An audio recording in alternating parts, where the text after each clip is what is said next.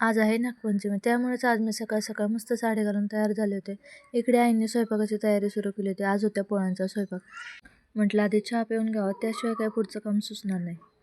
आम्ही दोघींनी राहिलेला फटाफट स्वयंपाक उरकून घेतला. इकडे कणिक आपटायचं काम चालू होतं. हे असले उद्योग मध्ये आमच्या घरात चालूच असतात.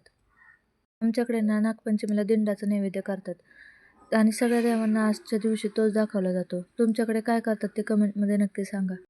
आहोंचा होता उपवास, म्हटलं अगोदर त्यांना खिचडी द्यावी. कसं आहे, स्वारी खुश तर आपण खुश. स्वयंपाक तर आवरून झाला होता. आता आम्हाला जायचं वारुळाला. साडी तर काय मी चेंज करणार नव्हती. म्हटलं थोडासा मेकअप तरी करावा. कोणता कार्यक्रम वगैरे काय असला की आमच्या दोघींची अशी गडबड चालू असते आवरायची. आमचा मेकअप चालू होता तोपर्यंत इकडे आमच्या आईने ताटसुद्धा करून ठेवलं होतं. फायनली आम्ही आवरून निघालो वारुळाला. ही आहे माझी छोटी जाऊ अनिशा.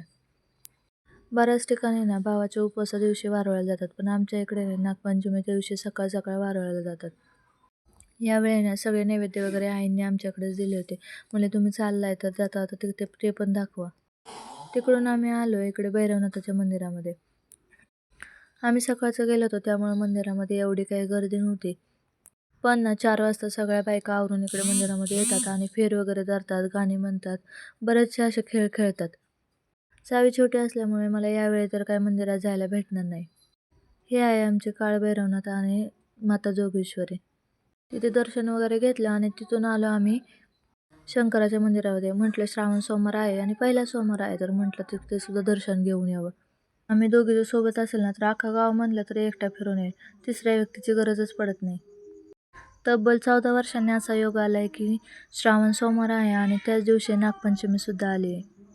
त्यामुळे आजचा दिवस खूपच खास होता. उशीर पण खूप झाला होता. म्हटलं सावी घरी नक्कीच रडत असणार, म्हणून फटाफट पूजा वगैरे आवरून घेतली आणि म्हटलं एक तरी फोटो काढावा, म्हणून फोटो सेशन वगैरे केलं. आम्ही निघालेच होतो तर लगेच स्वामीनी न्यायलाच आले. काकी आणि आई तिकडे जाऊन बसली की काय असं वाटायला लागलं तिला. तर हे आहे आमची स्वामिनी. लय बडबडी आहे बरं काही आणि खूप गोड सुद्धा. घरी आलो आणि भूक जास्त लागली होती, त्यामुळे मस्त असा पुरणपोळीवरती ताव मारला.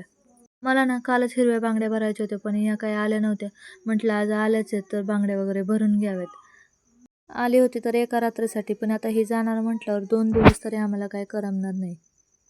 स्वामीने गावाला आली ना तर खरंच घर भरल्यासारखं वाटतं. तर असा होता माझा आजचा दिवस. तुम्हाला माझा व्हिडिओ कसा वाटला हे कमेंटमध्ये नक्की सांगा. भेटूया नेक्स्ट व्लॉगमध्ये. Okay, bye.